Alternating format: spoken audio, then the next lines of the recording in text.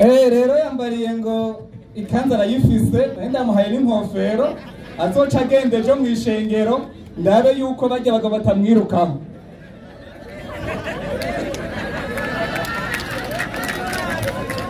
Nuko bimeze rero ndazi ko ntayo yojana hajya mu ishengero ejo ntayo yogenda yambaye amakanzu yogura na 10 ariko kugura ingwa yambara aje mu ishengero ntiyojayo ndabizi ko narabaye umurongozi wanyu aho ntupinga. Aha Amidu, mwalimu Amidu, reka uze ukosore uyu munyeshuri avuye ngaha kubera ibyigwa byamunaniye arafata ukubiranga ariko wamukurikiranye. Reka Amidu azamukosora 20 kubera iyo umwana ananiwe mu ishuri no kumudubuza wo mudubuza ingorero urabe ko wo mudubuza kugira ngo ibyigwa bigende neza kubera byamurotse kabisa. Nam, bismillahirrahmanirrahim. Assalamu alaikum warahmatullahi wabarakatuh. Alhamdulillahi rabbil alamin. Thumma salatu wassalamu ala nabiyyina Muhammadin sallallahu alaihi wasallam wa ala alihi wa ashabihi amma ba'd. Nam, imbere gushimira umuremyi yaremye isi n'ijuru n'ibirimo byose nongera asabira amaro n'ibishiko byose akara kwasozereye inwa n'abahanuzi inwa y'Imana Muhammadin sallallahu alaihi wasallam. Kigira kabiri reka shimire uyu muvandimwe ni muvandimwe muri mu maraso ko twese dukomoka kuri Adamu na Eva. Ariko ikibabaje nuko bariko bara ikigwa baragitoye ubwabo ariko ukuntu bagitoye kiriko kirabata kuwa amazi mu kukigisha. Ariko n'abesilamu rero abasobanuzi n'abamenyi b'ibyanditswe reka tubasobanure ikigwa tubigishe. Nubwo ari mwagitoye mwarimo turi kumwe kweli ngoma mere kwanza ku majambo ahereje ko hama ndugenda mukosore hamwe ku kandi kuko birababaje nko kubona gufata isabato turi kumwe hamwe na ijuma ugacuvuga ati nuwahe musi wagenyo nk'ikiruhuko ariko ufashe umwana yiga premier madrasa w'umwisilamu arazi yuko umunsi wa ijuma yuko atari kiruhuko si kiruhuko ariko uyu muhungu akuze acafata ijuma kayituka iki kiruhuko. Ini ngorane ariko hari impamvu urazi impamvu soma Matayo 22:9 soma amajambo Yesu yavuze impamvu ngiyo ngaho Matayo 22:29. Impamvu bashaka kugeranya isabato na ijuma soma ngaho 22 Matayo. Inyandiko igira iti igira gwiki Yesu arabishura ati Yesu yamye avuga mutunga bw'inyongera arabishura duti mwarazimiye mwebwe mwaratakaye barazimiye kuko mutamenye ivyanditswe n'ubushobozi bw'Imana kubera mutamenye ivyanditswe n'ubushobozi bw'Imana. Iyo mpamvu mushaka gufata ijuma n'isabato mubigira ikintu kimwe mubigeranye kandi bidasa. Tugomba rero tubigishe rero marimo mana muri kirano ahereje kunyandiko Yesaya 6:6 somiyo 22 Yesaya 6:6 murongo wa 22 kugera 23 nyarutsa inyandiko igira iti igira ngwiki kuko ndiyo kujuru n'isi ijuru risha n'isisha ati nuko ijuru n'isi n'isisha ivyo nzorema bizora imbere yanje ati bizohora imbere yanje. Umva zo bari hehe aho hehe none ntibirarema ni hehe kwaza tuzohora imbere y'Imana ibyo yagize iki ibyo yaremye mwari mukurikira hano ibyo Imana yaremye ijuru n'isi bizohora imbere yande y'Imana. Ikibazo aba ni bande? Qur'ani ndaberekana baribo ntago ari mwebwe. Qur'ani 4:3 nyarutsa 4:6 ngabo inasema baada a'udhu billahi minash shaitani rajim abazohora mu maso y'Imana ngabo ndiyo bismillahir rahmanir rahim mumunsi w'ijuru ricaca soma inasema ndiyo 6:8 Qur'ani Inena gatatu itandatu n'umunani. Ndiyo Yeruza. Enyi waja wangu mlio wazuri, eti yemwe bashumba banje beza, hamtakuwa na hofu siku hiyo wala hamtahuzunika. kuri uwo munsi ntabwo muzogira ubwoba cyangwa kwicuza n'agahinda. Waja wangu ambao waliziamini aya zetu, hata abantu banje mwizeye inyandiko zanje amajambo yanje, na walikuwa Waislamu kamili, abo banira ngo yarabesa mu bukuri, ingieni bustanini peponi nyinyi na wake zenu. ati tuzoja mu byajururisha twebwe abesa n'abagore bacu, iyo tafurahishwa humo, iyo tuzohabwa ibintu binezereza bitunezereza twebwe, nta kuruha. watakuwa wanapitishiwa sahani za dhahabu, ndiyo na vikombe vya dhahabu. hagarara, ibyo rero nibyo biri bibonekana mw'isi, tuzobironka kwijururisha imbere y'amaso y'Uhoraho. Bona Abisilamu wabumvise kweli, abona Abisilamu acaravuga ati kwisabato kugeza ku yindi sabato. ibisobanura iki rero? abati kwisabato kugeza ku yindi samedi jusqu'à samudi, mbega bashatse kuvuga iki? bashatse kwerekeza abantu bityo sareke banyarutsa mwarimu basenga ubudasiba. aba ni babandi basenga ubudasiba, kuwa mbere gushitsa kuwundi wa mbere, kuwa gatandatu kugeza kuwundi wa gatandatu, kuwindwi kugeza ku munsi abona Abisilamu si mwebwe musinga ku munsi umwe mu ndwi, sio nyinyi Abisilamu rapora kuzaje dunyuri kuba kukarima nadutegeje Abisilamu shuta kwishiramo aho turagukorora. Mwarimu aciye asoma kandi Luka 4:16 ngo Yesu yararuhutse iki? Isabato. Soma ndamukorore kwanza nyaruzi. Aje Nazareti yo yakuriye ku munsi w'isabato. Ati Yesu yagiye Nazareti yo yakuriye ku munsi w'isabato, yinjira mu isinagogi nkuko yamenyereye. ati yinjira mu isinagogi nkuko byari kamere yande ya Yesu. Acarekane ngo Yesu ubwe yararuhutse iki? Isabato. Mbega twerekane kwanza sinagogi ni ki? Nurushengero canke ni kimusobanuro bwa sinagogi? Sinagogi musikiti. Ngo sinagogi yari umusigiti wa Wayahudi. Kumbe Yesu yinjira hehe? Mu musigiti. Na niyo yari kamera ya Yesu kwinjira mu musigiti. Ikibazo gyara ababija mu musigiti. Ababija mu musigiti. Ejo twebwe kwisabato tuzokwinjira hehe? Mu musigiti. Nakuja Yesu yinjiye hehe? Mu musigiti. None abazokwinjira mu musigiti ejo? Wapi? Umva ribo? Wapi? Kuza murajya dunyuri gusa. Murabishoboye. Siya gigi. Sinagogi ni musigiti, kumbe Yesu yari Umuislamu. Ntabwo yari umudivantista w'umunsi, kuko adivantista di septième jour yatangwe mu mwaka w'igihumbi kimwe amajana 845, itangujwe n'umugore yitwa Ellen Gabriel White w'umunyamerika kazi. No yatangura itangujwe n'abazungu abanyamerika. Yesu ntabwo yagiye mu idini ry'abagore. Yesu ntabwo yonja mu idini ry'abagore, ndugu yangu. Niyo mpamvu yinjira mu sinagogi musigiti.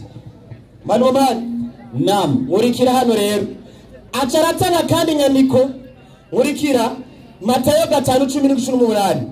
Matayo 5:17. Yesu agira ati Yesu agira uti mwoye kwiyumvira ko naje gusenyura ivyagezwe. Yesu ariko arishwa banati mwoye kwiyumvira ko naje gusenyura ivyagezwe cyangwa amajambo y'abavugishwa n'Imana. Cyangwa amajambo y'abavugishwa n'Imana. Sinaje kubisenyura. Aje kubishitsa. Acarijya ngaha kara ngo Yesu ntabwo yaje gusenyura isabato kubwo ko isabato kiri mu byagezwe, kuko nawe isabato yaramuraba. Mbega Yesu iki cyagezwe k'isabato nitegeko ry'isabato, mbega mu mabwirizwa y'Imana wavuze gute? Mariko 12:8. Mariko 12:28 haza umwe mu banyabwenge b'ivyanditswe. Haje umumenyi mu vyanditswe abaza Yesu bigenda ngwiki? Yumva babazanya. Yumva hari utubazo dutandukanye, ndiyo amenya ko abishyuye neza, aramubaza ati uyu mumenyi yumva ko Yesu yatanze inyisho nziza. Uyu mumenyi ngakenda abaza Yesu ngo duti ati bwirizwa ry'imbere muri yose nirihe? Ati bwirizwa ry'imbere muri yose nirihe? hehe? Yesu aramwishura ati imbere niri. Yesu aravuga ati imbere niri. Ngo nimwumve bemwe b'Isirayeli. Ati nimwumve bene Isirayeli. Uhoraho Imana yacu niwe uhoraho wenyene. Uhoraho Imana yacu niwe uhoraho nyene ndereya. Kandi mukundisha Uhoraho Imana yanyu imitima yanyu yose n'ubugingo bwanyu bwose n'ubwenge bwanyu bwose n'inkomezi zanyu zose. Kweli kabisa. Irya kabiri ngiri. Ibwirizwa rigira kabiri. Ngiri. Yego. Mukunde bagenzi banyu nkuko mwikunda. Ati mukunde bagenzi banyu nkuko mwikunda ndereya. Nta rindi bwirizwa risumba. Yesu avuga ati nta rindi bwirizwa risumba. Ayo. Kumbe gisabato nago riri. Mo. Kiza gisabato ni petit frere mu mabwirizwa. Ni petit frere. Kubera iki iri bwiza gisabato gege abanyisirayeli bari mu buja kwa Farao. Niyo mpamvu Yesu abati isabato ndereya petit frere mu mabwirizwa. We durimwo. Amabwirizwa nayo na niyo mpamvu twebwe Abisilamu niduhakana yuko isabato itabayeho yarabayeho ariko ibaho ku bantu runaka mu bwoko runaka kandi mu gihe runaka. Iri tegeko ribaho n'itegeko ariko ntabwo ryabayeho yuko ari umunsi wo kuja kugira iki gusenga. Ntabwo ari umunsi wo kugira iki gusenga. Aravuze ngo aciye kuno ngo ati ndamuhe ati yakwe mbera kwanza muri Matayo amategeko aca azavuga guta sese venefu kuvayo 16:29 igitabo cyo kuvayo nyarutsa inyandiko igira iti igisabato iri habanyisanga amategeko bahawe hagira ati ndiyo mwumvirize neza kweli kugira ngo mubisobanukirwe kweli kabisa abarabaje uhoraho ko nabahaye isabato ati abarabaje uhoraho ko nabahaye isabato nicyo cyatumye mbaha ibyo kurya by'iminsi 2 umviriza abahawe isabato bace bahabwa bonisi ibyo kurya by'iminsi bivuye hehe mw'ijuru. Endelea. Kuwa gatandatu ati kuwa gatandatu umuntu wese naguma hari ati umuntu wese naguma hari ntiyagira umuntu yegayega ku munsi w'indwi ati umunsi w'indwi winjiye kondisiyo bari babujijwe no kuyegayega. Bivuze ko abanyisirayeli n'ibikorwa mpuzabitsina kububatsi ntabwo babikora ku munsi wa kangahe w'indwi. Ikibazo ryari mwebwe ku munsi w'indwi bikorwa nabyo mukora bigarira abagabo n'abagore b'abasabato nabyo mukora. Ikibazo cyo gihari abagore b'abasabato ntabwo bipfuza abagabo babo ku munsi w'indwi. Ntabwo mubipfuza mwebwe. We ngoja haye n'umudaba ikarandaba karabu bitirigije basenga bavanganye bobura ko bipfuza. Niyo mpamvu mwebwe mwagiye kwiyemeka ibitari by'iwanyu muza kubyiteka ari byanyu mu gihe ababihawe n'ubwabo ajya amategeko yarabananiye. Soma ku Ezekiyeli 22.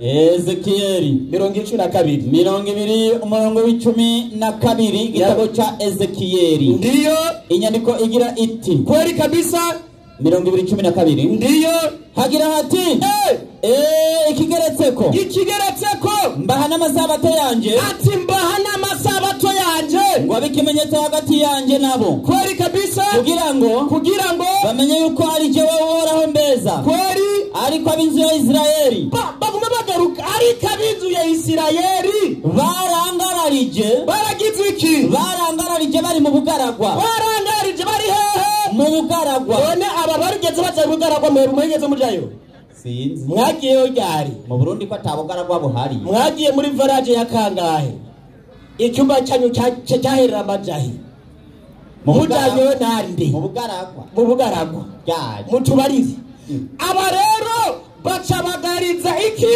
uhoraho barenga ajya mategeko. Imana ikihishurira ihereza iyi nkuru y'abanyisa mu gihe cya Mose. Imana ihereza intumwa yayo Muhamadi kuko Muhamadi niwe yasozereje intumwa n'abahanuzi ngaha kwisi. Imana imuhereza amakuru y'abanyisirayeli bagarije uhoraho. Imuhereza amakuru ameze gute mwarimo mari soma Qur'ani 7:193 Qur'ani 7:193 bamaze kugariza. Soma 7:163 soma inasema ndiyo Bismillahirrahmanirrahim kweli kabisa 7:163 hagira hati hagira ngwiki na waulize habari za mji uliokuwa eti mbaba ndi baba inkuru z'igisagara cyari kimeze gute uliokuwa kando ya bahari, igisagara cyari hagufi y'uruzi ikiyaga, wakivunja sabato Jumamosi.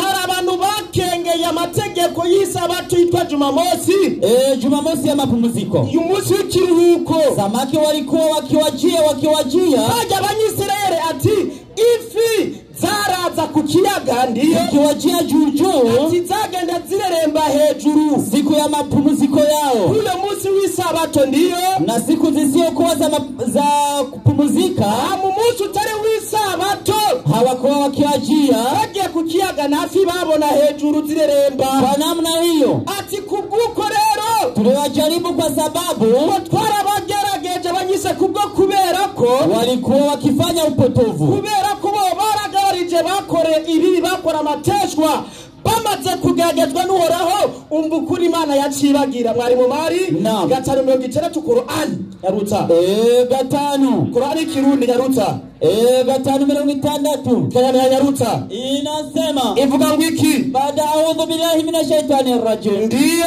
bismillahir rahmanir rahim, kweli kabisa. vuguti, ati vugutira Muhammad bavyire rero, mbega ndababwira ubusumvya abandi guhomba. gira bese mu Muhammad ati ndababwira ubusumvya abandi guhomba. Guhomba nabi imbere ya Allah, ati guhomba nabi imbere y'umuremyi wacu Allah. ni bamwe bavumwa na Allah, ubiza akahise ngo ni bamwe bavumwa n'uhoraho Allah, akanabashavurira, Imana ikaba yarabashavurira. na bamwe yahinduye inkende n'ingurube, ati na bamwe yahindura iki? inkende n'ingurube, inkende hamwe n'ingurube, n'abatakambira ibigirwamana, ngo nabo abandi batakambira ibigirwamana, abo nibo bazoba mu bibanza bibi gusumba, ati abo nabo bazoba ibibanza biri gusumba, kuko bazimiye cyane inzira y'ukuri. aba badive rero niyo mpamvu banga kurya ingurube n'inkende, kubera bari ingurube n'inkende babariye bene wabo, babariye basekuru babo, bajya ni basekuru babo bajya, kweli niyo mpamvu nibakorako kabisa. akabenzi ntajya kubera azi ko ari sekuru wa Jeruti, ni sekuru n'inkende ntajya kubera ari nyirakuru, kweli. yabaye iki? ingurube bacika inkende n'ingurube. ega ntawe urya umuntu, ndiyo nibyo niyo mpamvu mwarimu acaraja ko Qur'ani 2:5 maherezo baruwani 2:65 baruwani maherezo inasema ivuga ngo iki? bismillahir rahmanir rahim, wale watu mazenu babu zenu wale ndo maana mkulifanya. inasema na nyinyi bila shaka mliwajua wale waliopindukia mpaka. Imani kumibwira Muhammad igenda yigisha abesaramati, mbega muba mwaratawe mukamenya ba bandi baja kwina amategeko y'uhoraho siku ya sabato, umunsi w'isabato, siku ya ibada na mapumziko, yari umunsi wa ibada hamwe n'ikiruhuko, yani siku ya Jumamosi, umunsi wa Jumamosi pale balipokwenda kuvua samaki, ngecage bagenda kurobya amasamaki, kuvua samaki siku hiyo, ndiyo ili hali siku hiyo ilikuwa imetengwa mugihe bagiye kuroba amafi kuri munsi, mugihe kuri uwo munsi iwe ni siku ya mapumziko na siku yari rujije kuza gukora igikorwa na kimwe, kubwo ko yari umunsi w'ikiruhuko na sikukuu, kandi yari umunsi mukuru, na kufanya kazi siku hiyo ilikatazwa, na gukora igikorwa kwa munsi byari bibujijwe. ariko abadivantise b'umunsi w'indwi bakomara kuri Ellen Gabriel White bobo barakora. mwarimu Mwenyezi Mungu ndiyo alizipotoa nyoyo za wakosefu, ndiyo za wakosefu wale,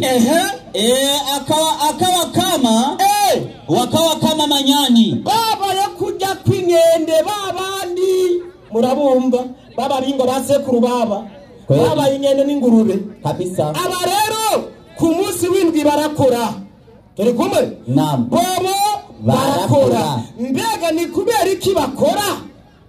twerekane impamvu. kweli impamvu mwebwe mukora si yindi, hari byo mwarazwe na basokuru banyu. mwarimu Amosi 8:5 Amosi 8:5 impamvu ni iyo yarutsa igitabo cya Amosi ndiyo 8:5 yarutsa hagira ngo iki? havuga hati mukavuga muti mbega imboneko z'ukwezi zizoshira ryari? ati mbega imboneko z'amezi zizoshora ryari ngo tubone kwishorera amahonda ngo tubone kwishorera amahonda canke isabato izoshika ryari ngo tubone gutundurura ingano ngo tubone bavuze gutundurura ni kuja kwiba ngo tubone gutundurura ingano ego ngo tugure dutuvye ingero yitwa efa hama tugure hama twonge kandi dutubwe ingero ino munsi tuvuga ati umunzane witwa efa tugwize shekeri duhendanisha iminzane y'ibinyoma ngo tugwize shekeri ngo duhendanisha iminzane y'iki ngo dushore ifeza twigurira abarushwa ngo dushore ifeza ngo twigurire abarushwa dushore n'inkweto twigurire twigurira abakene ndiyo ngo dushore n'ibihumbwa vy'ingano kweri uwora harahiye ubwiza bwa Yakobo Imana icira ku bwiza bwa Yakobo ati nukuri ntazokwigera nibagira ivyo bakoze wasinziga nibagira ubusuma bwanyu mwebwe abana kimwe mbere n'ivyo ntibizotuma igihugu gihinda agashitsi hagarara rero mwebwe niyo mpamvu kw'isabato mwinjira hehe mu rushengero hajya muba mugiye kwiba mugaca mubesha abantu ngo nabwo twakoze ngo twaruhutse ukwezi kweze pasire gaca muhereza umushahara kubera yakoze kw'isabato kubera yakoze kwiki kw'isabato isabato igizwe ukwezi kugizwe n'indwi ngahe zine harimo amasabato angahe ane ikibazo cyari umushahara murakora mijya misi ine kwa pastor na DJ yasomoriza mu rusengero na DJ ijya misi gumamwe abakozi ba leta mbe barayatora yo kw'isabato mutubarire mwebwe murago kazi kanyu niyo mpamvu Yesu yabitse kariki indyarya muri Luka 13:13 yabitse ko muri indyarya mwebwe. Assalamu alaykum. Wa alaykum assalam wa rahmatullahi wa islamu takbir. Allahu akbar. Uko niko ivyigwa bigenda kubera na general bayindongozi muri bo jewe ngiye guhemba ku kwezi ntibakuramwa y'isabato nahembwe nakoze kuki kw'isabato. Hanyuma rero tugeze ku myanya myiza cyane ndabona umuhagarikizi nawe ku ruhande rwabo kabisa n'umuntu atomoye neza cyane Imana yaga icyubahiro amena mbiza ndababwira iki kigo turiko turigisha ngaha kiri mu vyigwa vya mbere bitera ikibazo abayisilamu iyo kigezweho bajugumira kubera iki misi yose muhuye kuno munsi wa vendredi bumva ngo tugiye gusara ijuma bararifashe nk'ikintu gihambaye ngaho muri quartier no mwibarabara mugo abarimu bose bari ngaha bananiwe kwerekana iryo teko ry'ijuma mugavuye hano cagenda muri quartier kuririmba ngo siku ya ijuma uwo munsi wabo bavuga nta na hamwe ufise wanditse n'itegeko mugo twebwe impamvu iki kigo ari kigwa kiryoshe cyane kandi iyo tukizanye bagira ikibazo isabato yacu muri Bibiliya mu isezerano rya kera yanditse inshuro zirenga 60 mu isezerano rishasha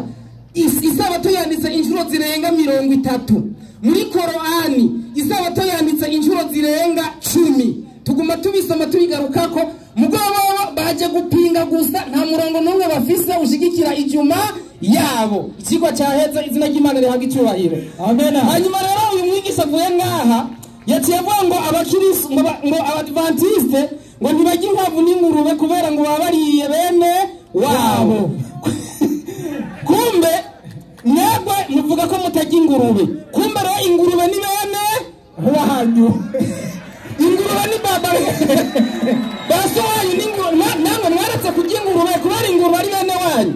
Umwarimu yavuye ngaha yabaseseye ubufu n'akazi kanyu twebwe dufise inyandiko z'ikintu cyose. Hanyuma rero mu minota yanje 10 nshaka mvuga amajambo make avunaguye kubera ni ibintu byumvikana. Bamaze kwemera yuko isabato yari ihari n'itegeko ry'Imana mu gihe cy'Abisirayeli, ariko ikibazo n'ubu bafise n'umwarimu aza kugaruka ngaha n'ibyo aza kuvuga ngo byari iby'Abisirayeli gusa uno munsi ngo ntiyagizene ngo ntiharimwo. Twebwe icyo dushaka kubereka nuko n'uno munsi isabato ibandanya mbere gushika ibihe byose izogirane izobandanya. Twamusomeye umurongo wo muri Yesaya 66:22-23 yuko no mwijuru risha mbere no mwisisha ibizoza muri kazoza isabato izoguma yubahirizwa. Umwigisha rero mwunda atavuga ngo iryo juru risha nisisha bazoruhuka mu isabato ngo nta mukiristo azojayo ngo hazoja abisilamu gusa. Ntiyabisomye umviriza rero niwe yabicokoje nakazi kiwe uko ari mwaminifu juzu ya mbere n'iya kabiri page 203 ndabibiri ibanga mugo nibanga muravyumva ndabereka ijuru ry'abisilamu iyo riri. Soma inyandiko pepe y'abayisilamu. Ijuru ry'abayisilamu iko chini ya miguu ya kina mama. Mwavyumvise? Ijuru ry'abisilamu ngo riri mu maguru y'abagore. None iryo juru jamani, nico gituma wangu ngurumva batwaga abayisilamu wari tuzoja mu ijuru ngo umukirisi ntazojayo. Igi wanyu twumvise iyo riri mutware mutamena ntituzobakurikira. Sawa? Hanyuma ikindi kibazo kinahambaye, wewe wamaze gusomerwa yuko mw'iryo juru risha n'isisha bazoba bagiye guhimbaza y'isabato. Nawe isabato uri kurayipinga hano, hanyuma katuvuga ngo nigi wawe uzorijamo, kandi isabato uri kurayipinga ngaha. Ivyo bintu mwumva vyumvikana? Hanyuma rero yaciye avuga kandi ayandi majambo akomeye. Avuga ngo muri Mariko 12:28 ngo amategeko y'Imana ngo nabiri gusa: ukunda Imana n'umutima wawe wose n'ubwenge bwawe bwose. Ntaho nsoma umwanya ni muto. Ngo irya kabiri rivuga ngo ukunde mugenzi wawe nk'ukugirane uko wikunda. Rero ngo nabiri gusa, ngo nta rindi ribaho. Bisigura ngo ntugasambane, yarikuye; ntukibe, yarikuye; n'ayandi yose yayakuye. Ubwo n'ubumenyi buke, kuko nawe naravye yuko ntugasambana ari itegeko. Ahubwo ikibazo ni ikihe? Ajya amabwirizwa 10 Imana yagabuye mu migwi ibiri. Ifata amategeko amwe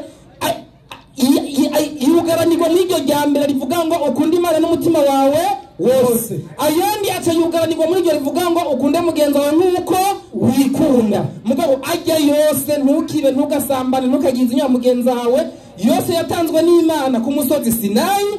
Isabato irimwo kandi ikintu rero batumva, aho baguma bavuga ngo isabato yari y'Abayuda gusa.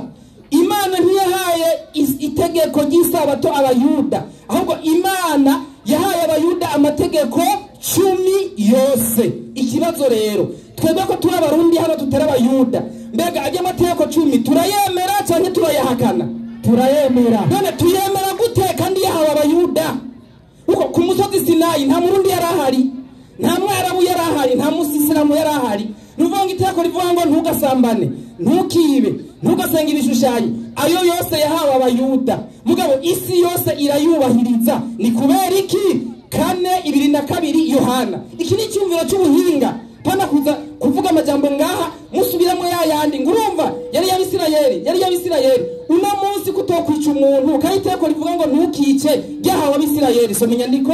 Mwebwe musenga icyo muzi, mwebwe musenga icyo mutazi. Yesu yabwiye abantu bapinga nk'Abisilamu, timwebwe musenga icyo mutazi, twera dusenga icyo tuzi. Ariko twa dusenga icyo tuzi, kuko agakiza gaturuka mu Bayuda.